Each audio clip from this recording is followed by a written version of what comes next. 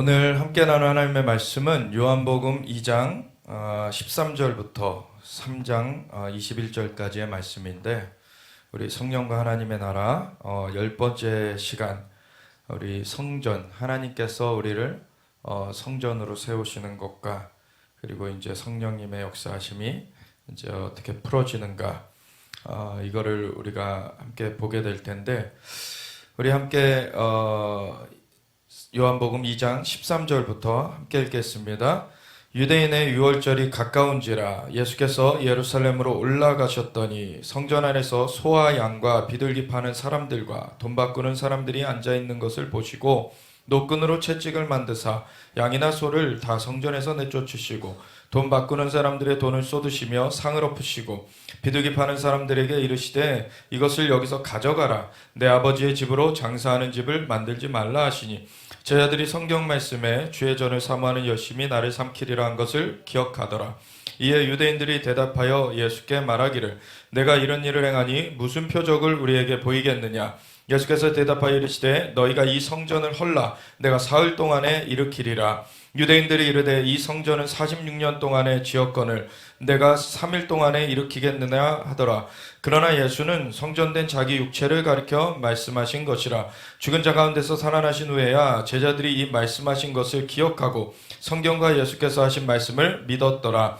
유월절에 예수께서 예루살렘에 계시니 많은 사람이 그의 행하시는 표적을 보고 그의 이름을 믿었으나 예수는 그의 몸을 그들에게 의탁하지 아니하셨으니 이는 친히 모든 사람을 아심이요 또 사람에 대하여 누구의 증언도 받으실 필요가 없었으니 이는 그가 친히 사람의 속에 있는 것을 아셨음이니라. 그런데 바리새인 중에 니고데모라 하는 사람이 있으니 유대인의 지도자라.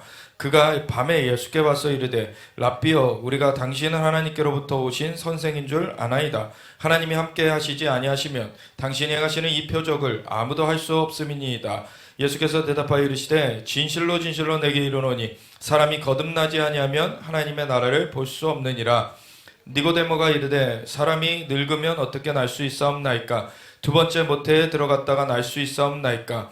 예수께서 대답하시되 진실로 진실로 내게 이르노니 사람이 물과 성령으로 나지 아니하면 하나님의 나라에 들어갈 수 없느니라. 육으로 난 것은 육이요 영으로 난 것은 영이니 내가 내게 거듭나야 하겠다 하는 말을 놀랍게 여기지 말라.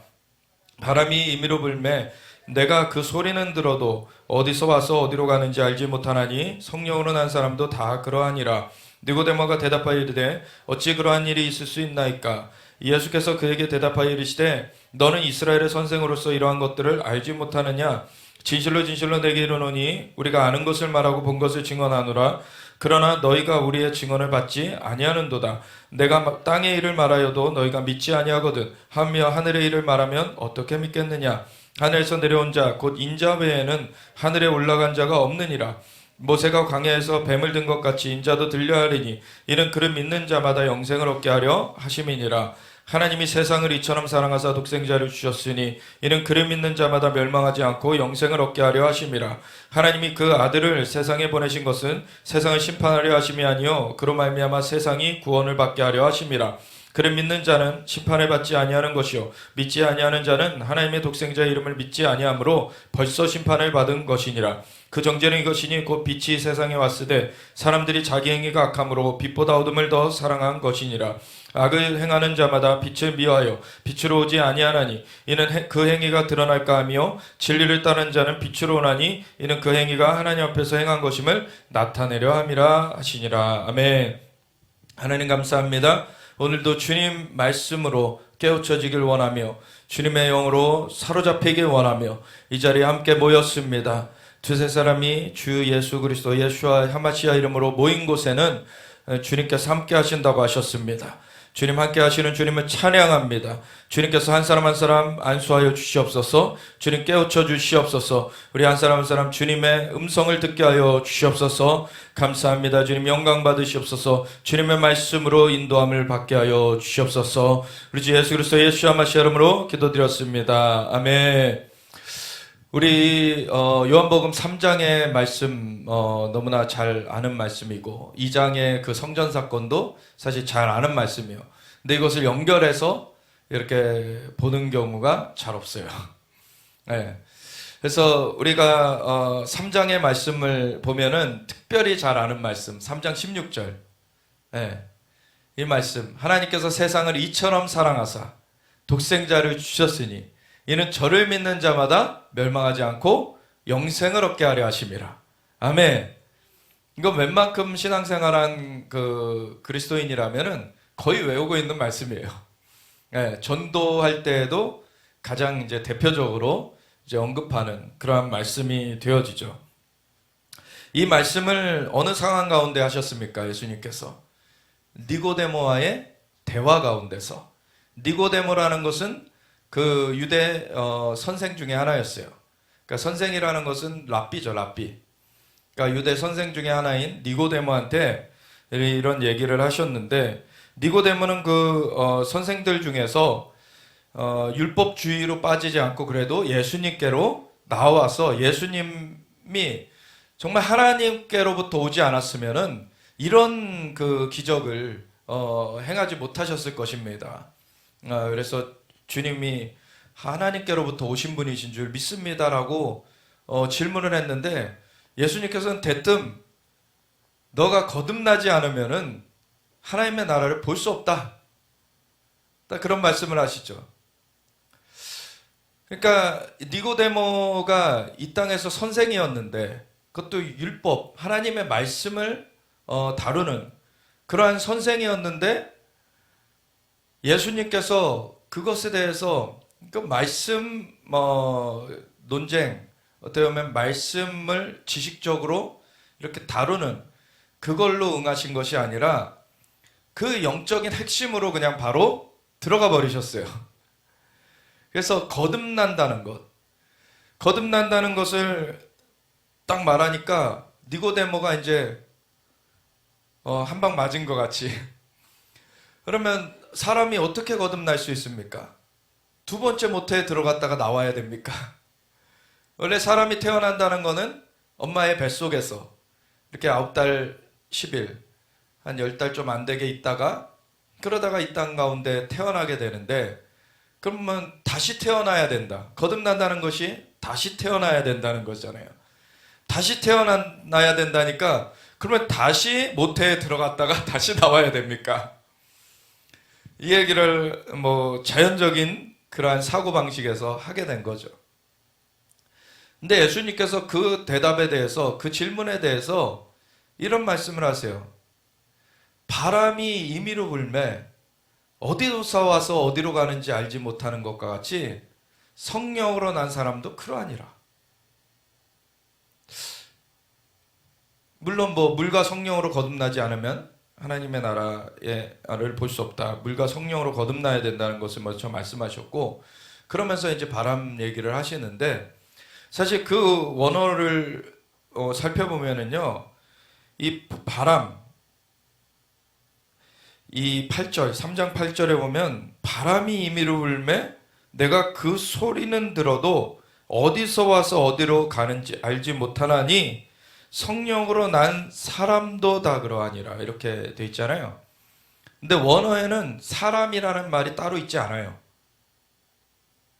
성령으로 난 모든 것, 이렇게 직역하면 이렇게 돼요. 그래서 파스라고 하는 every, 그 영어로 하면 every와 같은 그러한 전치사가 붙은 거예요. 그냥 모든 성령으로 난 것. 그러면은 이것이 무슨 말을 원래는 의미하냐면, 성령으로 난다는 것부터 시작해서, 그러니까 거듭난다는 것부터 시작해서 그 이후에 인도받는 것까지 성령의 역사하심을, 사실 모든 그 성령의 인도하심이 이 바람이 부는 것과 같다, 이렇게 얘기하신 거예요. 그래서 성령으로 난 사람 이렇게 한정이 되는 것이 아니라, 성령으로 난다는 그 모든 것이 바로 바람이 역사되는, 바람이 부는 것과 같이 그렇다. 이거를 좀 이따 더 우리가 나눠보게 될 건데, 우선은 2장 그 13절 돌아가 보면은 유대인의 유월절이 가까운지라, 사실 예수님께서 이 땅 가운데 초림하셨을 때에는 유월절 어린 양으로 대속을 이루시기 위하여 오셨어요. 근데 유월절이라는 것이 원래 그 하나님께서 명하신 절기 중에 아주 대표적인 절기 중에 하나죠. 하나님께서는 7절기를 말씀하셨어요. 레위기 23장에. 그거는 이스라엘의 절기라고 말씀하시지 아니하고 여호와의 절기다. 그러면서 여호와의 절기가 처음에 무엇부터 시작합니까? 7대 절기를 말씀하시기 앞서서 안식일부터 말씀하세요. 안식일이 사실 이 절기의 그 원리, 절기의 근간적인 그 의미를 나타내는 것이라는 것을 보여주고 있어요. 안식일을 왜 하나님께서 제정하셨습니까? 6일 동안의 천지를 창조하시고서는 그 다음 날을 7일째를 따로 떼두신 것은 6일 동안 하나님이 천지 창조를 하신 모든 것이 사실 하나님께 필요해서 창조하신 것이 아니라 사람에게 필요해서 창조해 주신 거예요. 사람에게 필요해서 창조해 주시고서는 마지막에 인간을 딱 만드시고서는 그 다음 날을 따로 떼두셔가지고 모든 다른 피조물들과는 구별되는 피조물이 인간이었죠. 왜냐하면 하나님의 형상과 모양대로 지음받은 유일한 피조물. 그거는 인간뿐이 없어요. 그 인간은 하나님이 자녀로서 사실은 만드신 거예요. 그래서 자녀를 위해서 모든 걸 준비해 놓으시고서는 인간을 만드시고 그 다음에 안식일을 가지심으로 인간과 함께하는 시간을 가지신 거예요. 그래서 안식일의 근본 목적은 인간과 함께하는 것입니다. 하나님께서 인간과 함께하시길 원하셔가지고 안식일을 두신 거예요. 우리가 아이가 태어날 때 아이가 태어날 준비들을 갖춰가잖아요. 침대도 뭐 구비하기도 하고 뭐 베넷 저고리 뭐 여러 가지 준비를 해요. 뭐 분유도 준비해 놓기도 하고 뭐 여러 가지를 준비해 놓는데 많은 거를 준비해 놓고서는 아이가 딱 태어났어요. 그랬는데 그 앞에 준비하던 것에 빠져가지고 아기는 본체만 채. 그럼 뭔가 이상한 거죠. 그렇게 되면 왜 무슨 준비들을 뭐 때문에 갖춰왔는데 아이 때문에 갖춰왔어요. 그러면 이제는 아이가 태어나면 아이한테 집중을 하게 되죠. 집중을 아이한테 하게 돼요. 하나님께서 이 인간을 그렇게 만드셨어요. 그래서 이 하나님의 형상과 모양대로 만드신 그 인간을 만드시기 앞서서 모든 다른 환경들을 조성해 놓으시고 그런 다음에 인간을 딱 만들어 놓으시고서는 그 다음에 안식일을 제정하셨단 말이죠. 그는 인간한테 집중해 주시길 원하셨던 거예요. 이게 얼마나 놀라운 사건인지를 우리는 생각해 볼 필요가 있습니다. 만유의 창조주, 모든 것 위에 뛰어나신 하나님께서 모든 피조물과는 다르게 우리 인간만은 하나님의 형상과 모양대로 만드셔가지고서는 인간에게 집중하기를 원하셨다는 것. 이게 너무나 놀라운 일이죠. 근데 그 인간은 만든 지 얼마 안 돼가지고 딴 길로 가버려요. 하나님이 그걸 모르셨던 것이 아닙니다. 이미 창세전에 구원의 계획도 세워놓으셨어요. 이미 그렇게 타락할 것을 알고 계셨고 그 타락에 대해서 하나님께서는 어떻게 구원해 내실 것인지도 이미 다 계획해 놓으셨습니다. 그래서 에베소서 1장에 이미 그 말씀을 하셨죠. 그래서 창세 전에 그 계획을 다 세우셨다. 그러한 그 하나님의 계획하신 가운데 처음부터도 그렇고 그 인간이 타락한 이유도 그렇고 하나님이 원하시는 것은 인간을 자기 품에 품으시는 거예요. 인간을 자기 곁에 하나님께서 함께하게 하시는 것이 하나님의 처음부터의 마음입니다. 그래서 애초에 안식일을 제정하신 것도 그러한 목적이셨다. 그래서 하나님께서 절기를 말씀하시기를 앞서서 이 안식일에 대해서 말씀하시는 것은 절기를 제정하신 이유도 그러한 것이다라는 거예요. 하나님께서 올곧이 이 인간에게 집중해 주시길 원하셨는데 인간이 등을 져버렸죠. 근데 등을 져버린 인간을 다시금 품으시는 과정 가운데 아브라함을 불러내신 것부터, 그리고 이삭, 야곱, 그리고 야곱의 12아들들, 우선은 야곱이 이스라엘로 이름이 바뀌어지게 하시고 12아들들을 통하여서 이렇게 12지파를 세우셔서 이제 나라로서 완전히 그 애굽에서 400년 동안 있는 동안에 60만 장정이 되어질 정도로, 60만 장정이라는 것은 결혼한 남자가 60만 명이었으니까 60만 가구, 그래서 한 300만 명 됐을 거다. 그렇게 불어나 가지고 이제 하나님께서 정말 초자연적인 역사를 행하시면서 그때 최강대국이었던 애굽의 소나기에서 건져내 버리셨어요. 앞에 홍해바다로 가려져 있으니까, 막혀져 있으니까 홍해바다를 그냥 갈라버리시고서는, 그러고서는 마른 땅을 건너게 하시고, 뒤쫓아오는 애굽의 군대는 바닷물이 다시 회복되어져서 수창되게 만드셨어요. 하나님께서 놀랍게 그렇게 이스라엘 백성들을 세우셨습니다. 그럼에도 하나님의 마음을 알지 못한 그러한 사람들은 하나님 앞에 계속해서 원망과 불평을 쏟아내죠. 애굽에 있을 때에는 종살이 했을지언정 우리가 잘 먹고 잘 살지 않았느냐. 고기 먹고 정말 떡 부족하지 않게 먹고 그러고 살았는데 왜 광야로 이렇게 이끌어가지고 우리를 죽여 죽게 하려고 하느냐. 이런 식의 그런 사고로 계속해서 불평을 해요. 하나님께서 만나를 내려주십니다. 하나님 메추라기를 내려주십니다. 하나님 반석에서 물을 솟아나게 하십니다. 모든 공급하심을 다 경험하면서도 불평하기를 그치지 않아요. 그거를 나중에는 하나님께서 뭐라 그러십니까? 그렇게 크게 불평한 것이 10번이나 되었다. 그래서 이 세대는 약속의 땅 못 들어간다. 참 40년을 그래서 광야에서 방황하다가 그 세대는 끝나게 돼버리죠. 그 세대 가운데서 오직 여호수아와 갈렙만이 믿음의 고백을 하고 하나님 앞에 인정받아서 그 세대 가운데서 남겨지게 되고 다음 세대를 이끌고 이제 약속의 땅을 들어가게 됩니다. 하나님께서는 처음부터도 계속 인간에게 자신의 품에 함께 하기를 원하시면서 사랑을 베풀어 오셨고 계속 지속되는 하나님의 갈망은 그거예요. 그런 가운데 그 출애굽을 시키셔가지고 하나님께서 율례와 법도 하나님의 백성으로서 너희가 이렇게 살아야 된다. 왜냐하면 세상에 찌들어 있던 그 백성들을 하나님의 백성으로서 이제 다듬어 가시는 거죠. 그러면서 세상의 그런 백성들은 우상 숭배하면서 이 세상의 음란, 쾌락, 이 세상의 정욕을 따라 사는 것으로 나아가는데 너희는 그렇게 나가면 안 된다. 내 앞에서 내가 거룩하니 너희도 거룩해야 된다. 내가 구별되어 있으니 너희도 구별되어 있어야 된다.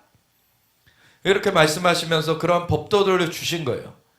그래서 율례와 법도, 하나님의 율례와 법도가 사람을 얽어매려는 것이 아니라 주님의 품에 울타리를 쳐주시고서는 보호하여 주시려는 그러한 하나님의 손길이었다는 것을 알아야 돼요.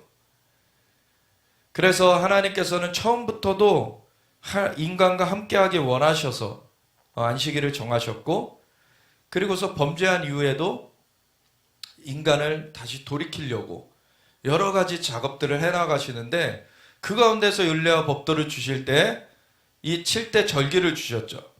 그래서 7대 절기를 주신 것은 구원의 밑거리입니다. 왜냐하면 6월절 어린 양을 그 출애굽할 때 10번째 재앙을 앞두고서는 어린 양을 잡아다가 그 양을 잡고서는 그 피를 문설주와 문인방에 발라놓고 그 안에서 그 양을 구워서 먹고 있으면은 죽음의 사자가 그 애굽 땅을 휩쓸면서 그 문설주와 문인방에 피가 발라진 곳은 넘어가는, 그곳은 재앙이 면해지게 되고 나머지 그 집안들에서 장자들이 다 이제 죽게 되는 그러한 마지막 10번째 재앙, 그걸로 말미암아 이제 바로가 너희를 보내게 될 거다. 그래서 그 일이 있고 나서 이제 바로의 장자도 죽게 됐죠. 그러고서는 바로가 손을 들고 이제 빨리 나가라, 꼴도 보기 싫다, 이렇게 쫓아냈어요. 하나님께서는 이미 그렇게 급하게 나가게 될 거를 하나님은 다 알고 계시니까 너희가 나갈 채비를 하고 먹어라. 지팡이를 잡고 신을 신고 띠를 띠고서 그러고 먹고 있어라. 그리고서는 주변 그 이웃들에게 은금 패물을 구해라. 그거는 사람들이 광야에 가가지고 은금 패물 갖고 뭐 할 겁니까? 그 치부하게 하려는 것이 아니라 광야에 가서 뭐 부동산을 사겠습니까? 그걸로 뭐 없죠, 아무것도. 그걸로 나중에 성막을 짓는 데 쓰게 되죠. 하나님께서 예배하는 것을 위하여서 그 모든 걸 쓸 때 모든 공급은 하나님이 하셨죠. 그래서 은근 패물로서 살아간 게 아닙니다. 하나님이 친히 돌봐주셨고 40년 동안에 옷이 헤어지지 않았어요. 신발이 닳지 않았어요. 병든 자도 없었어요. 완전한 보호하신 가운데, 공급하신 가운데 그렇게 있었습니다. 그러면서 이 7대 절기를 주실 때에 6월절 그 출애굽할 때 그 경험한 거를 계속해서 지켜가라. 그 6월절을 어린 양을 잡고 그 피를 이렇게 바르는 그 의식을 했던 것, 그 의식이 힘이 있는 것이 아니라 하나님께서 그걸 통하여서 하나님께서 구속을 이루실 것이다. 하나님께서 대속을 이루실 것이다. 이걸 나타내신 것이었죠. 그래서 장자의 죽음, 사실 하나님께서 하나님의 같은 그 하나님의 삼위일체 중에 한 위격이신 그 예수님을 이 땅 가운데 보내셔서 이렇게 대속을 이루실 것에 대한 밑그림으로 주셨던 것입니다. 그 어린 양의 대속, 그것이 있어질 때 구원을 얻게 된다. 그래서 6월절 제정을 하셨고 6월절 뒤에는 무교병을 먹게 하셨죠. 그래서 누룩이 들어가지 않은, 누룩이라는 게 뭡니까? 이스트, 효모. 그 빵을 보통 만들 때 밀가루에 이렇게 같이 효모를 섞어가지고 부풀려 내는 그러한 역할을 하는 것이 효모죠. 그 이스트를 넣지 말라. 그러면서 그냥 순전한 그냥 밀가루만으로 반죽되어가지고 그냥 구워낸 그 무교병을 먹게 하셨어요. 그러면 구울 새도 없었거니와 이제 급하게 이렇게 전진해서 그 애굽에서 떠나가야 되니까 그래서 급하게 나가야 되는 그런 급한 것을 말하기도 하지만 또 뭐냐면은 애굽에 물들어 있던 것에서 그 애굽 새 속에 물들어 있던 것에서 그 물들었던 것이 빠져나가야 된다는 것을 얘기해요. 그래서 그 중간에 있었던 3일째 그 애굽을 출애굽했을 때 3일째에 있었던 홍해를 하나님께서 갈라주시고 거기를 건너게 하신 사건을 나중에 사도 바울이 뭐라고 얘기합니까? 홍해에서 침례를 받았다. 그렇게 얘기를 하죠. 우리가 예수님을 영접하면은 예수님이 6월절 어린 양으로서 우리의 죄를 대속하신 분으로서 구원자시요 또한 주님으로 영접을 하면은 우리가 예수님을 영접한 예표로서 표식으로서 침례를 받게 되죠. 그러면 이제는 세상을 향해 살던 것, 정욕을 향해 살던 것, 죄악을 향해 살던 것에서 우리가 그것에서 돌이켜서 이제 하나님을 향해서 살겠습니다. 하나님의 품 가운데서 살겠습니다. 라고 하는 그 선언이 바로 침례예요. 하나님께서 그 이스라엘 백성들을 출애굽시키시면서 이러한 그림들을 다 거기에 두셨죠. 출애굽 6월절 때에 바로 어린 양의 대속의 은혜, 그리고 홍해를 건너게 하시면서 침례를 받는 것에 대해서 이제 세상을 향하던 것에서 돌이켜져 가지고 하나님을 이제 따라 살게 되는 것에 대해서. 그런데 그 대속의 그 은혜를 입고 그리고 침례가 임하는 그러한 것 중간에 이 무교절이 일주일간에 있게 되는데 일주일 그 중간에 안식일이 한 번은 꼭 오게 돼요. 그렇죠. 일주일이니까.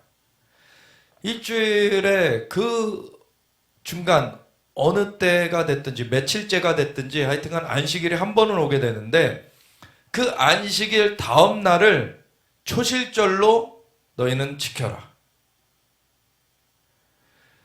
안식일이 하나님께서 그 사람들을 품에 품어주시기 원하셨던, 가까이 하시기 원하셨던 그러한 근본 목적이 있는데 그것을 그 무교절 기간 가운데 맞이하게 되면 그날 다음 날은 초실절로 너희가 지켜야 된다.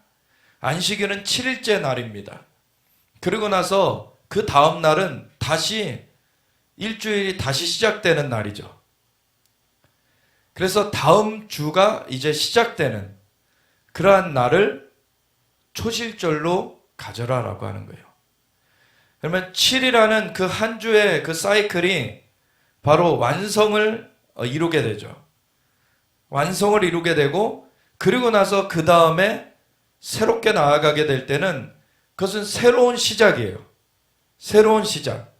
근데 이제 죄악으로 물들어 있는 사람들에게는 이제 대속이 이루어졌고 그래서 6월절 대속이 이루어지고 나서 무교절 이제는 세상으로부터는 멀어져 가고 하나님께로 가까이 가는 그러한 무교절 가운데서 초실절을 맞이한다는 것은 그 중간에 안식일 하나님께서 원래 제정하신 하나님께로 가까이 품으시고자 하시는 그 날의 의미 가운데 이제 그 안식일을 맞이하여서 완전하게 주님 앞에 하나님의 품 가운데 안기는 그 날이 되어지면서 그 다음 날이 바로 부활의 날이 되게 되는 것입니다. 그래서 이러한 것이 나중에 예수님의 생애 가운데 6월절 어린 양으로서 십자가 대속을 이루시고 그 무교절 무덤 가운데 묻히셨던 예수님이 초실절 부활의 첫 열매로 일어나시게 된 거죠. 이러한 구속을 통해서 사실은 하나님께서 우리 인간을 하나님 품에 다시 품으시고자 하신 거예요. 이게 너무나 놀라운 은혜인 거죠. 그러면서 이 하나님께서 초실절까지 그렇게 하신 것 위에 이제 예수님이 승천하신 후에 오순절에 성령님을 보내주시로 말미암아 이제 거듭나게 하신 그 은혜, 이것이 우리에게 이루어졌습니다. 그리고 예수님이 다시 오셔서 세상 나라가 주와 그의 그리스도의 나라가 되어 그가 세세토록 왕노릇하시리로다. 주님께서 모든 이 자연 환경까지도 다 주님 회복하실 것인데 그 가운데 예수님 다시 오신다는 나팔이 불려지는 나팔절, 그리고 이제 온 이스라엘이 구원 얻으리라. 그 이스라엘이 마지막으로 완전하게 주님 앞에 돌이켜지는 그러한 속죄일의 성취, 그것이 되어지면 예수님 다시 오셔서 이 땅 가운데 장막을 펼치시는 초막절, 장막절의 성취가 이어지는 것이에요. 이것이 예수님으로 말미암은 구속의 밑그림을 얘기하고 그 예수님으로 말미암은 구속이 바로 처음부터 하나님께서 원하셨던 하나님 품에 우리를 품어주시길 원하시는 그 계획인 것입니다. 그래서 이러한 그 계획 가운데서 사실 6월절 어린 양으로서 예수님 초림하셨어요. 그런데 하나님께서는 이 절기들을 말씀하시면서 절기들 가운데 항상 나의 전에 나와야 된다. 너희들 성인 남자들은 다 빼먹지 말고 1년에 3차례는 내 앞에 나와야 된다. 6월절, 무교절, 초실절이 하나의 세트로 되어 있었고 그래서 1주간에 쭉 연결되어 있었고 그리고 나서 오순절이 중간에 따로 있었고 그 다음에 나팔절, 속죄일, 초막절이 이렇게 또 근기간에 짧은 그 한 달의 기간 가운데 쭉 이어져 있었죠. 그래서 세 차례 봄 가운데, 그리고 뭐 초여름이라고도 할 수 있고 늦은 봄이라고도 할 수 있고 이 오순절 가운데, 그리고 또 가을 가운데, 이렇게 세 차례를 1년에 세 차례는 나의 전에 나와라 라고 하신 것이 하나님의 그 말씀이었어요. 그래서 이 3대 절기를 물론 7대 절기면서 이렇게 세 번의 하나님 앞에 나오는 절기를 주신 것이 하나님께서 얼굴 보고 싶다는 거예요. 너희들의 얼굴을 보고 싶다. 이게 참 하나님의 마음인 것입니다. 그런데 그러한 하나님의 마음은 온데간데 없어지고 그냥 6월절이라고 원래 오면은 뭘 해야 됩니까? 제사를 하나님 앞에 드려야 돼요. 오순절도 그렇고, 그리고 나팔절, 속죄, 초막절도 그렇고, 하나님 앞에 제사를 드리려면 흩어져 있던 유대인들이 이렇게 예루살렘으로 와가지고 제사를 드릴 때 하나님의 명령은 무엇입니까? 흠없는 것을 드려라. 근데 흠없는 것을 드리라는 것은 사실은 하나님께서 사람들을 완전해야지 구원한다 이 얘기를 하시는 것이 아니라, 하나님께서는 그 완전한 재물을 우리에게 주실 것이다 라는 거예요. 완전한 재물을 우리에게 주실 것이다. 그래서 우리가 그것을 마련할 수 있는 게 아니라 하나님께서 아브라함한테도 말씀하셨죠. 여호와 이레, 친히 하나님께서 준비하실 것이다.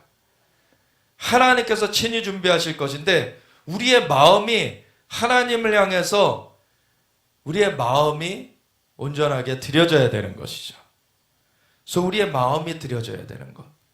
그래서 너희가 예물을 드릴 때 그냥 요식행위로 하지 말고, 너희가 제물을 드릴 때 너희의 마음을 다해서 드려라 라고 하는 것이에요. 그런데 이것이 하나님의 마음과는 상관없이 이제 그냥 율법주의, 그리고 종교 예식 이런 걸로 바뀌어져 가지고서는 그냥 흠없는 것 드려야 된다는 것에만 이제 초점을 맞추고 사람들이 이것을 이용해 먹기 시작했어요. 흠없는 것을 저 먼 데서 아무리 흠없는 것을 그것을 가지고서는 출발했다고 할지라도 오는 여정 가운데 흠이 생겨버리죠. 다치는 일들이 있어요. 그 양이. 이런 재물들이 다치는 일들이 있어요. 그럼 예루살렘에 와 있으면은 처음 출발할 때는 흠이 없는 걸 가지고 출발을 했는데 흠이 있는 걸로 도착하게 돼요.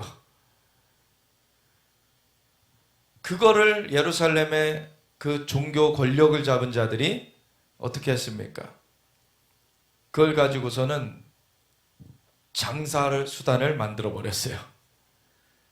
그래서 사람들이 이렇게 오다 보면은 생채기가 그 상처가 생겨버리고 이래가지고서는 와가지고서는 그 제사장이라는 사람들이 그런 것만 막 자꾸 파헤쳐 보고 있는 거죠. 그러고서는 이거 흠 없어서 못 드려. 그러니까 너희 이거 말고 저기 흠 없는 거 있으니까 저거 사서 드려. 이런 식으로 장사 수단을 만들어냈어요. 이거는 하나님의 마음과는 완전히 달라져 있는 것이죠, 지금. 하나님은 사람들을 품고 싶으셔서, 사람들을 가까이 나오게 만들고 싶으셔서, 그렇지만 대속이 없이는 하나님 앞에 나올 수가 없어요. 대속의 제물이 필요해요. 근데 그 제물은 사람이 완전하게 준비할 수 있는 것이 아니라 하나님께서 친히 준비해 주시겠다. 하나님의 은혜 가운데서 주어지는 것입니다. 하나님의 은혜 가운데 우리가 나아가야 돼요.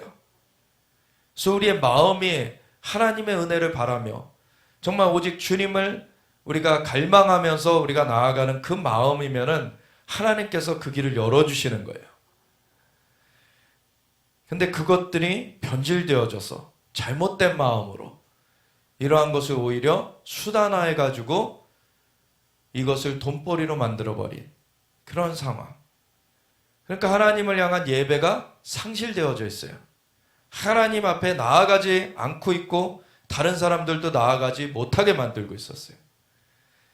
그러니까 예수님이 이런 걸 보고서는 유월절 어린 양으로 대속의 예물로 오셨는데 유대인의 유월절이 가까운지라 예수께서 예루살렘으로 올라가셨더니 성전 안에서 소와 양과 비둘기 파는 사람들과 돈 바꾸는 사람들이 앉아있는 것을 보시고 얼마나 자신이 제물로 오셨는데 그 목적은 하나님의 품 가운데 다시 인간이 돌이켜지는 것인데 그것을 오히려 수단화해 가지고 하나님께로 나아가는 것을 막고 있는 이러한 상술, 이러한 거짓된 행위들을 볼 때 예수님은 얼마나 마음이 무너지셨겠습니까? 그래서 노끈으로 채찍을 만드사 양이나 소를 다 성전에서 내쫓으시고 돈 바꾸는 사람들의 돈을 쏟으시며 상을 엎으시고 비둘기 파는 사람들에게 이르시되 이것을 여기서 가져가라. 내 아버지의 집으로 장사하는 집을 만들지 말라. 근데 이거를 잘 우리가 유념해야 돼요. 왜냐하면 오늘날 교회들 안에서도요, 이 비둘기 파는 것, 이 재물들 파는 것, 사실 이 사람들이 뭐 때문에 판다고 했습니까? 제사 때문에. 그 제사, 하나님 앞에 제사하는 것, 너희가 이거 사서 제사 잘 치르도록 우리가 돕는 것이다. 이런 식으로 얘기했던 것들이에요. 근데 하나님의 평가는 다르죠. 예수님의 평가는 완전히 다르셨어요. 너희가 장사하는도다. 오늘날에도 교회 안에 자신은 예배를 돕는다고 하면서 사실은 이거는 어떻고 저거는 어떻고 그래가지고 이리 재단하고 저리 재단하고 하면서 사실은 그것들을 자신이 원하는 그 모습으로 갖춰지게끔 잘못 그 사람들을 돕는다는 그 착각하에 할 수도 있어요. 그 어떠한 형태로서 하나님께서 받으시는 것이 아닙니다. 하나님께서 구하시는 것은 상한 심령이라. 하나님께서 겸손한 자는 돌보시고 교만한 자는 물리치신다. 하나님께서는 그 마음을 감찰하세요. 우리의 마음 가운데 진짜 하나님을 향한 마음이 갖춰져야 되는 것입니다. 그럼 마음이 있는 곳에 그 행함도 나오게 돼 있어요. 그러면은 누가 뭘 어떻게 하라고 하기 이전에 자신이 그렇게 하는 것입니다. 진짜 하나님을 향한 마음이 있으면 하나님을 향한 사랑을 고백하게 돼 있고 하나님을 향하여서 정말 그 감사한 마음이 있어서 은혜가 있어서 그 은혜를 받은 자의 행동이 나타나요. 그러면 남한테 뭘 하라고 하는 것이 아니라 내가 막 뭘 하고 있어요. 보면은 내가 먼저 쓰레기를 줍고 내가 먼저 교회를 돌아보게 돼 있고 내가 먼저 다른 사람을 이렇게 챙겨주게 돼 있어요. 이게 은혜 받은 자의 삶입니다. 그래서 마음이 진짜 하나님을 향해 있는가? 이것이 중요한 거예요. 우리가 장사하는 그런 것으로 생각하지 못하더라도 사실은 우리가 하나님의 관점에서 생각하지 않고 사람의 관점에서 생각하는 것이 껴들어 있을 수 있어요. 마태복음 16장에 보면은 제자들을 가이사랴 빌립보에 예수님께서 모아두시고서는 물어보시잖아요. 사람들이 나를 누구라 하더냐? 더러는 엘리야여, 더러는 침례 요한이 다시 왔다고도 하고, 그리고 더러는 예레미야라고도 하고 선지자라 하더이다. 그러면 너희는 나를 누구라 하느냐? 그때 시몬 베드로가 그러죠. 주는 그리스도시요 살아계신 하나님의 아들이시니이다. 정답을 말했어요. 그리고 예수님께서 너무 칭찬해 주셨어요. 바요나 시몬아 내가 복이 있도다. 요한의 아들 시몬아, 그 아버지 이름이 요한이었고 요한의 아들 시몬아 내가 복이 있도다.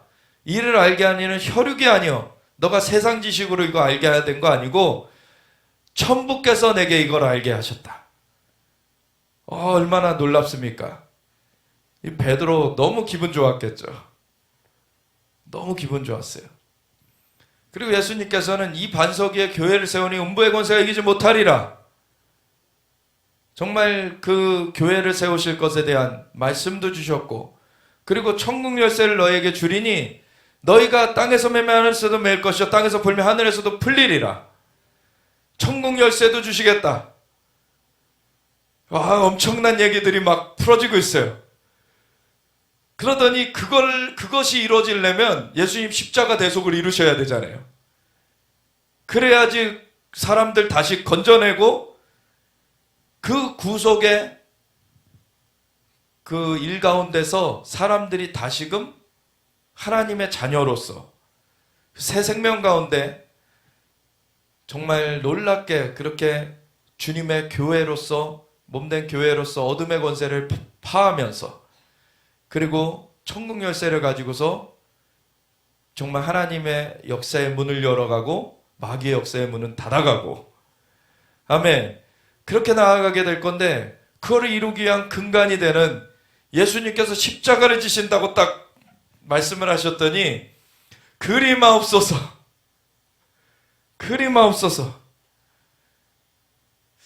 예수님이 그전에도 사실 말씀을 해주셨었어요. 근데 그때는 그렇게 그냥 흘려보냈을 수도 있죠. 근데 시몬이 이제는 완전히 우쭐해 있는 상태예요. 엄청난 계시를 받았어요. 칭찬을 받았고 이 12 제자들 중에서도 자신이 완전히 이제 으뜸이 되는 것 같은 그런 상황이죠, 지금.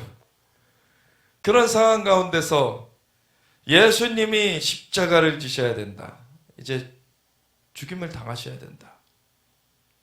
그걸 나누시니까 그냥 인간적인 판단으로 그리마옵소서라고 했다가 정말 예수님의 호통소리를 듣게 되죠. 사탄아, 내들은 물러가라. 너는 나를 넘어지게 하려는 자로다. 그러면서 베드로한테 이렇게 얘기하시죠. 너가 하나님의 일은 생각하지 않고 사람의 일을 생각하는도다. 우리가 진짜 하나님을 위한다고, 그다음에 여기도 베드로가 예수님 위한다고 막 호기롭게 말했는데 그거 하나님의 일을 생각한 것이 아니라 사람의 일을 생각한 거다. 그게 사탄의 충동을 받은 거다. 그렇게 예수님께서 말씀하시죠.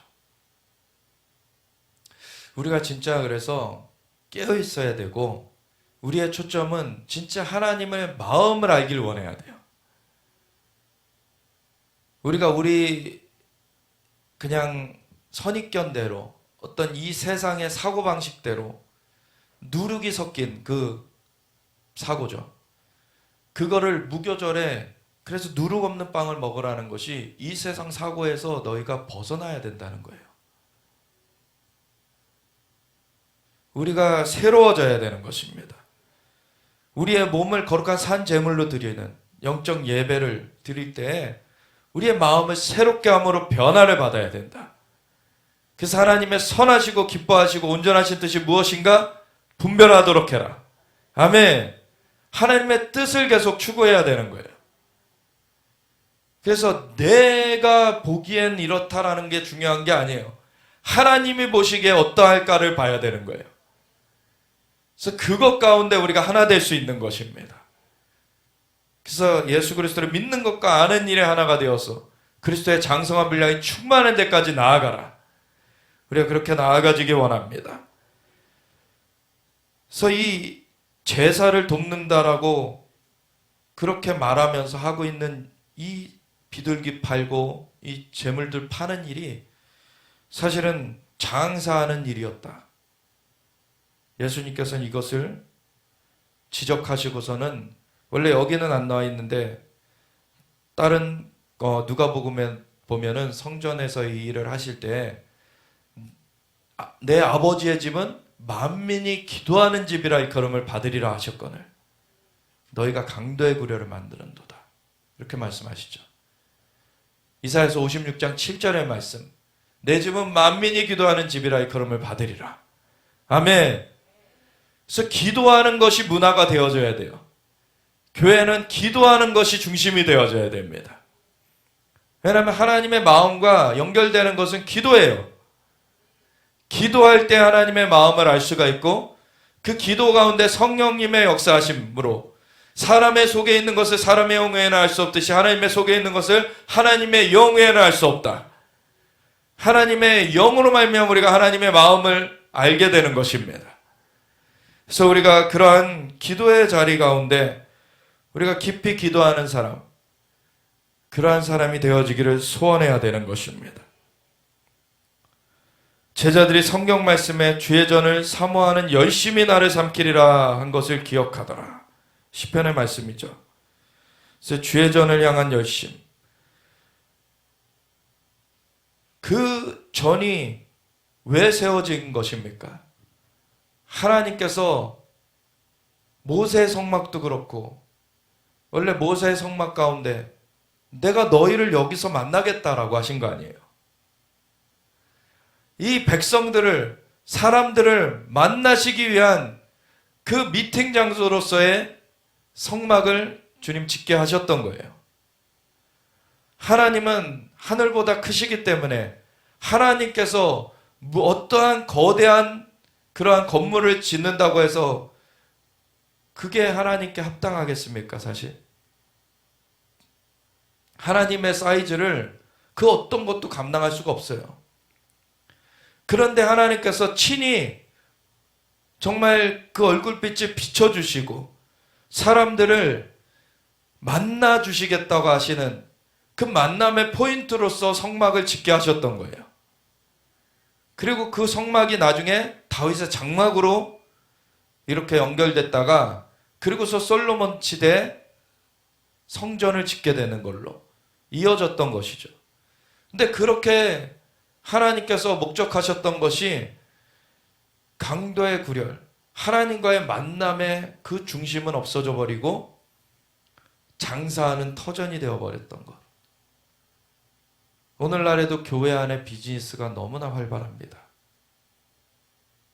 교회 안에 진짜 하나님을 만나러 오는 사람들보다 지금 교회 안에서 사람들 어떻게 관계 맺어가지고 비즈니스를 펼쳐볼까 하는 사람들 현대 교회에 많아요.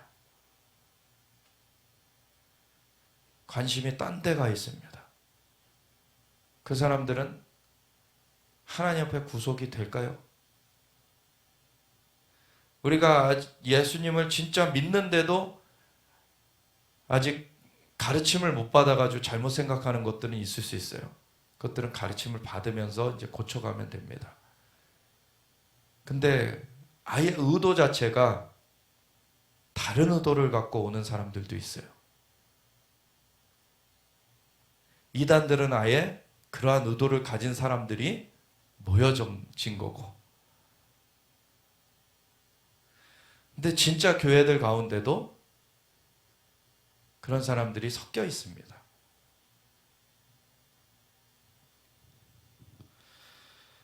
교회는 그런 사람들이 섞여 있을 수 있지만 그 중심이 하나님을 향한 진짜 그 기도하며 하나님의 얼굴을 구하는 걸로 잡혀있는 교회라면 그것이 정리돼 갑니다. 그래서 초대교회 때 아나니아 삽비라가 정리가 되었죠. 영광이 강력하게 드러나면 그 정리도 강력하게 돼요. 사실은 그게 두려운 얘기입니다. 사실 근데 우리 주님을 진짜 바라는 자들에게는 두려울 일이 없죠. 하나님의 얼굴을 구하는 자들에게는 하나님의 얼굴빛이 강력하게 비춰지는 것이 우리가 바라는 것이죠. 아멘. 우리가 주님의 영광을 바라는 자들로서 함께 모여져야 되는 것입니다. 그래서 이에 유대인들이 대답하여 예수께 말하기를 내가 이런 일을 행하니 무슨 표적을 우리에게 보이겠느냐 했더니 예수께서 대답하여 이르시되 너희가 이 성전을 헐라 내가 사흘 동안에 일으키리라. 네, 예수님께서 말씀하시는 것은 이 솔로몬 성전 나중에 이제 바벨론에 의해서 파괴가 됐다가 다시 스룹바벨 때 다시 지어져서 그리고 헤롯 때 다시 증축된 그 성전, 그 성전을 말하는 것이 아니라 그거는 하나님의 만남의 장소가 이미 상실되어져 있죠. 하나님과의 만남의 장소가 되어지지 못하고 있었어요. 그리고 예수님께서 오신 것은 마귀를 멸하러 오셨을 뿐만 아니라 그 구원을 주시려고 오셔가지고 대속제물로서 이제 하나님과의 만남을 이루시기 위하여서 예수님이 오셨던 것이죠. 그래서 내가 곧 길이요 진리요 생명이니 주님으로 말미암아 하나님께로 가게 되는 그러한 역사를 풀어주시기 위한 예수님의 그 오심이었습니다. 그래서 예수님 자신이 그러한 목적으로 오셨고 원래는 인간의 몸을 입으실 필요가 없으신 원래 하늘의 하나님 정말 모든 것 위에 뛰어나신 분이신데 인간의 몸을 친히 입어주셔서 그 성전 그 예수님께서는 하나님과 함께하는 그 만남의 장소셨어요. 예수님을 만나면은 하나님을 만나게 되는 거였죠. 예수님이 그렇게 성전으로 와주신 거였어요. 그래서 이 성전을 헐라 내가 사흘 동안에 일으키리라. 그래서 예수님께서 십자가 대속으로 제물로 돌아가시지만 사흘 만에 부활하시죠. 그래서 그 만남의 장소가 영원히 서게 되었어요. 그래서 누구든지 예수님을 믿는 사람마다 죄가 사함받고 하나님을 다시 뵙게 되는 그러한 일이 이루어지게 되었죠. 그래서 유대인들이 이 성전을 46년 동안 지었건을 내가 3일 동안에 일으키겠느냐 하더라. 그러나 예수는 성전된 자기 육체를 가리켜 말씀하신 것이라. 죽은 자 가운데서 살아나신 후에야 제자들이 이 말씀하신 것을 기억하고 성경과 예수께서 하신 말씀을 믿었더라. 제자들도 사실 예수님 그 죽으시고 부활하시기 전까지는 이런 거를 깨달을 수가 없었죠. 근데 예수님 죽으시고 부활하신 후에는 이것이 이 말씀이셨구나. 이것을 알게 되죠. 6월절에 예수께서 예루살렘에 계시니 많은 사람이 그 행하시는 표적을 보고 그의 이름을 믿었으나 예수는 그의 몸을 그들에게 의탁하지 아니하셨으니 왜냐하면 예수님께서 사람에게 의탁하시는 게 아니라 사람을 품으러 오셨어요. 사람을 불러서 구원하시고 하나님께로 다시 나아가게 하시기 위하여서 오셨어요. 그래서 이는 친히 모든 사람을 아시며 또 사람에 대하여 누구의 증언도 받으실 필요가 없었으니 이는 그가 친히 사람의 속에 있는 것을 아셨음이니라. 그러면서 3장의 얘기가 이어지게 되는 거죠. 그런데 바리새인 중에 니고데모라 하는 사람이 있었으니 유대인의 지도자라. 랍비였는데 근데 이제 예수님께 나와서 랍비여 예수님을 더 큰 스승으로 이렇게 인정을 한 거예요. 랍비여 우리가 당신은 하나님께로부터 오신 선생인 줄 아나이다. 하나님이 함께 하시지 아니하시면 당신이 행하시는 이 표적을 아무도 할 수 없음이니이다. 예수께서 대답하여 이르시되 진실로 진실로 내게 이르노니 사람이 거듭나지 아니하면 하나님의 나라를 볼 수 없느니라. 그래서 니고데모가 당황스러웠겠죠. 우리도 이때 니고데모의 입장에 있었다면 우리라고 달랐을까요? 아마 뭐 같은 반응을 보이지 않았을까. 니고데모가 이르되 사람이 늙으면 어떻게 날 수 있사옵나이까? 두 번째 모태에 들어갔다가 날 수 있사옵나이까?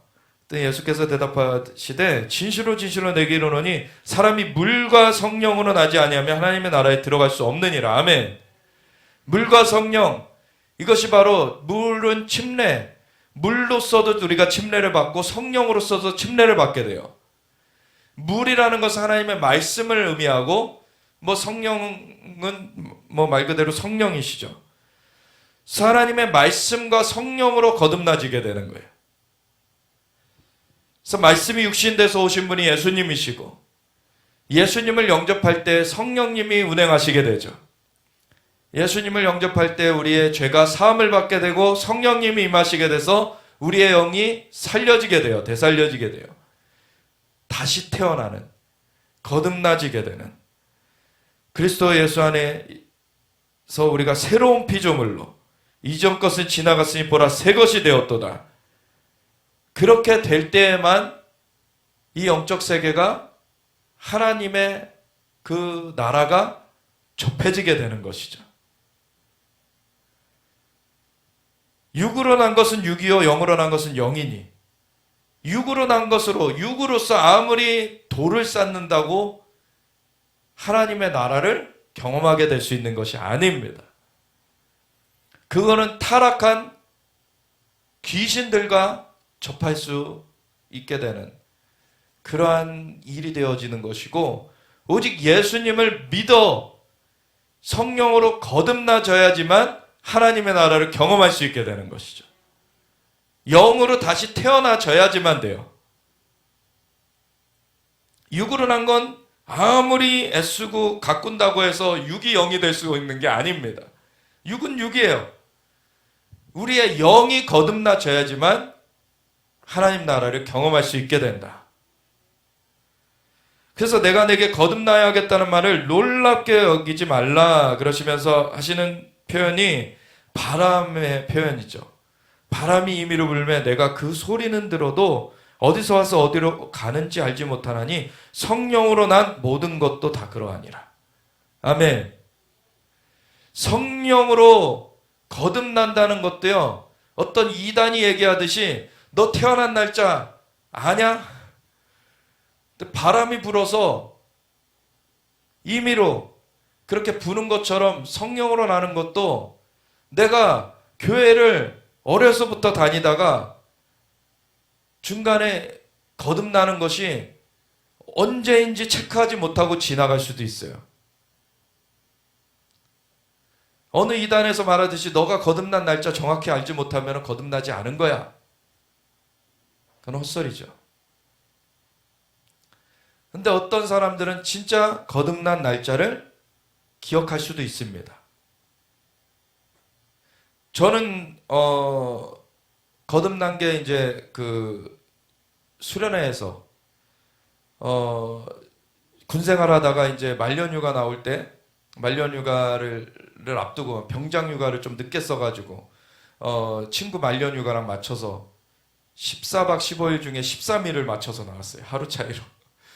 그래가지고 둘이서 갈 데가 없어서 친구가 수련회 가자고 수련회 나가자고 해가지고 수련회를 갔다가 하나님께서 사로잡으신 거예요. 그때 제가 그전까지 하나님 없다, 나 세상 사람 다 믿어도 난 그거 못 믿겠다 그랬던 사람인데 그냥 경험을 해버리니까 하나님 계신데 안 계시다 그래서 죄송합니다.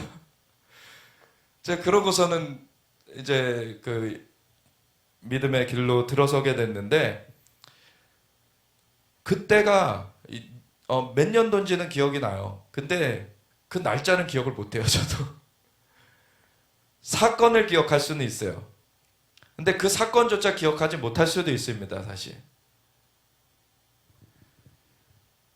성령이 역사하시는 것이 이 바람처럼 이렇게 바람이 임의로 불매 소리는 듣는데 어디로 와서 어디로 가는지 알지 못하는, 정말 우리가 어떤 감지를 하는 측면이 있는가 하면 감지하지 못하는 가운데 이루어지는 그런 역사들이 있어요. 성령의 역사를 우리가 다 알 수 있는 것이 아닙니다. 근데 분명히 성령님이 역사하고 계세요. 그래서 우리가 주님 앞에 진짜 예수님을 구세주 주님으로 영접했다면 자신 안에 뭐가 느껴지건 안 느껴지건 그 사람은 거듭난 것입니다. 아멘. 그거는 느껴져야지 거듭난 것이 아니에요. 느껴지지 않아도 예수님을 구세주여 주님으로 영접한 그 고백을 하나님께 올려드렸다면 그 순간 교환이 이루어진 것입니다. 그거는 왜냐하면 재물을 우리가 완벽하게 준비할 수 없다고 아까 나눴죠. 우리가 뭔가를 돌을 쌓아서 그걸 얻어내는 것이 아니에요. 하나님의 선물입니다. 하나님께서 친히 재물을 준비하신 거예요. 그 예수님의 보혈의 공로로, 예수님의 구속의 은혜로 우리가 구원을 얻는 것이기 때문에 예수님을 진짜 구세주의 주님으로 고백하기만 했다면 이루어지는 거예요. 아멘. 그 전까지 어떠한 삶을 살았을지라도 예수님을 구세주의 주님으로 영접한 자들은 죄가 사함을 받았고 성령님께서 그 영을 다시 살려주셨어요. 그렇지만 옛날 습관이 아직 우리의 혼에는 남아있고 우리의 몸에는 남아있어서 옛날 습관이 아직 바로 안 끊겼을 수도 있어요. 그렇다고 거듭나지 않은 것이 아닙니다. 영으로서는 거듭난 거예요. 그리고 이제부터는 영으로서 거듭난 가운데 변화되어 가는 과정이 있는 것입니다. 아멘. 우리가 거듭났다고 완벽해졌다는 게 아니에요. 거듭난 자는 영은 완전히 새로워진 것입니다. 그렇지만 우리의 혼은 바뀌어져 가는 과정이 있어야 돼요. 그리고 몸은 구속의 날을 기다리고 있습니다. 그래서 우리가 변화되는 과정 가운데 있어요. 영으로는 근데 거듭나 영으로 되살려졌기 때문에 이제는 영의 영역을 접할 수 있는 사람이 되어진 거죠. 아멘. 이제 영의 영역을 접할 수 있는 사람이 되어졌어요. 그러면 그 영의 영역을 더 접할 수 있기를 삼아야 됩니다. 성령의 바람이 부는 것을 더 집중해 가야 되는 거예요. 그러면은 그 소리를 들을 수 있고, 그럼 성령의 음성이 들려져요. 귀를 기울이면 성령의 음성이 들려집니다. 우리가 주님께 집중을 하게 되면은 주님의 하시는 일이 환상으로 보여지기도 해요. 그런 것이, 왜냐하면 거듭났다는 것은 영으로서 이제 깨어났다는 거예요. 이제 영으로서 다시 살려졌다는 얘기예요. 그럼 영의 영역을 접할 수 있게 됐다는 얘기예요. 육으로 난 건 육이고 영으로 난 건 영입니다. 육으로 영을 접할 수 있는 것이 아니에요. 이제 다시 살아난 영으로서 집중할 때에 영의 영역을 더 알아가게 되는 것입니다. 그래서 하나님의 집, 오늘날 주님의 몸된 교회에서는 기도에 집중해야 되는 거예요. 기도에 집중할 때 그 영의 세계를, 하나님의 나라를 더 알아가게 되는 것이죠. 그래서 그걸 따라서 살아가는 그러한 사람이 되는 것입니다. 그래서 니고데모가 또 질문을 하는데, 너가 선생으로서 이걸 알지 못하느냐? 진실로 진실로 내게 이르노니 우리가 아는 것을 말하고 본 것을 증언하노라. 그러나 너희는 너희가 우리의 증언을 받지 아니하는도다. 왜냐하면 자꾸 그냥 자연적인 영역에서 재단을 하려고 하기 때문에, 예수님을 믿어야지만 영의 눈이 열려지게 되는데, 예수님을 머리로서 자꾸 재단을 하려고 하니까 이 영의 눈은 열려지지 못하죠.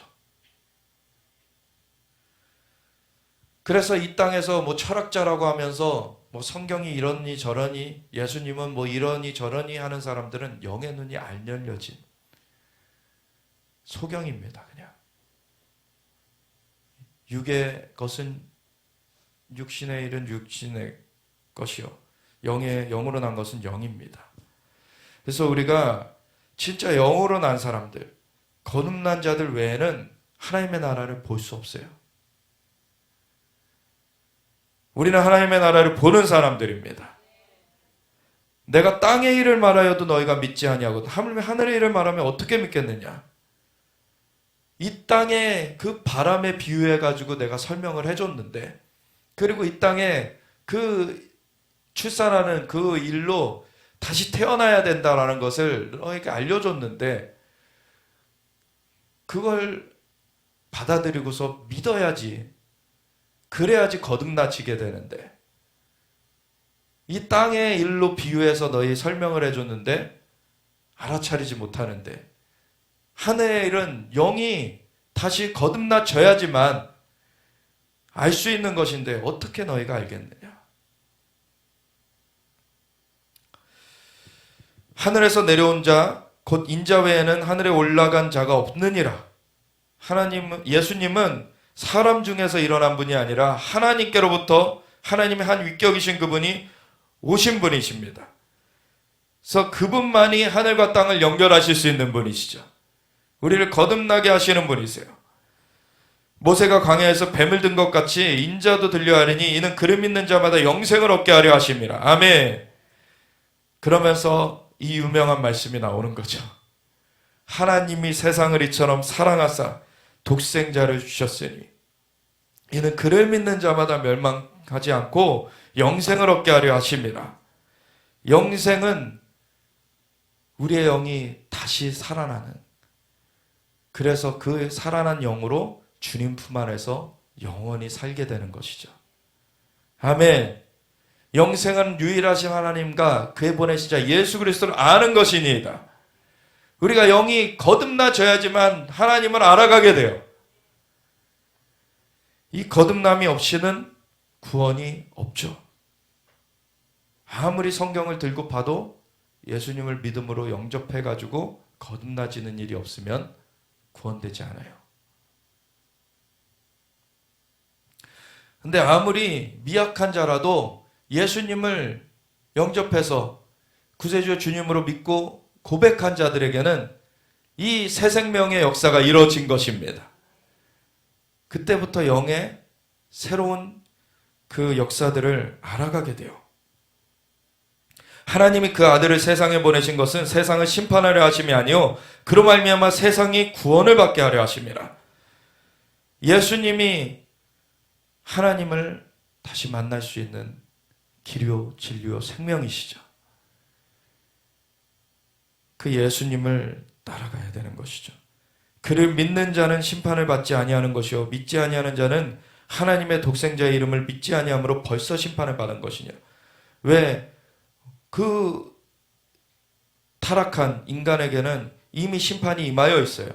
근데 거기서 다시금 하나님께로 건져내기 위하여서 예수님을 보내주셨는데, 예수님을 믿지 아니하는 자들은 그대로 심판에 남아있게 되는 것이고, 예수님을 믿는 자들은 심판을 받지 않게 되는, 영생을 얻게 되는 그것입니다. 그 정죄는 이것이니 곧 빛이 세상에 왔으되 사람들이 자기 행위가 악함으로 빛보다 어둠을 더 사랑한 것이라. 그래서 여전히 세상을 더 향해 가는, 악을 행하는 자마다 빛을 미워하여 빛으로 오지 아니하나니 이는 그 행위가 드러날까 하며 진리를 따르는 자는 빛으로 오나니 이는 그 행위가 하나님 안에서 행한 것임을 나타내려 함이라 하시니라. 아멘. 그래서 이 성전에 대한 얘기에서 이 거듭남에 대한 얘기로 예수님 자신이 우리를 하나님과 다시 만남을 이루게 하시는 그 성전으로서 이 땅 가운데 와주셨고, 예수님은 우리를 이제 부활하사 승천하신 예수님이 성령을 부어주심으로 말미암아 우리로 하나님의 성전이 되게 하셨어요. 그래서 우리 안에 하나님의 만남의 장이 열려져 있습니다. 그걸 더 사모하며 우리가 성전으로 세워진 자들은 자기를 더 깨끗하게 해가면서 성령의 인도하신 가운데 나아가게 되는 것이죠. 우리가 그러한 것을 사모해야 하는 자들로서 영광에서 영광으로 나아가는 자들이 되어지기 원합니다. 그래서 우리가 함께 주여 외치며 기도할 때 하나님이 이 성령의 역사가 우리 안에 임하였음을 감사드립니다. 정말 바람이 임의로 불며 어디로 가서 어디로부터 불어서 어디로 가는지 알지 못한다고 하셨는데, 성령 행하시는 것이 모든 것이 이러하다. 정말 우리가 다 알 수는 없어도 그 소리를 듣는다고 하셨습니다. 성령의 음성을 들으며 우리가 나아가기 원합니다. 주님의 인도하심을 따르기 원합니다. 성령의 역사하신 가운데 눈이 더 뜨여지기 원합니다. 주님 하나님 나라를 더 알게 되기 원합니다. 우리가 주여 외치면서 같이 이것을 기도하며 나아가겠습니다. 주여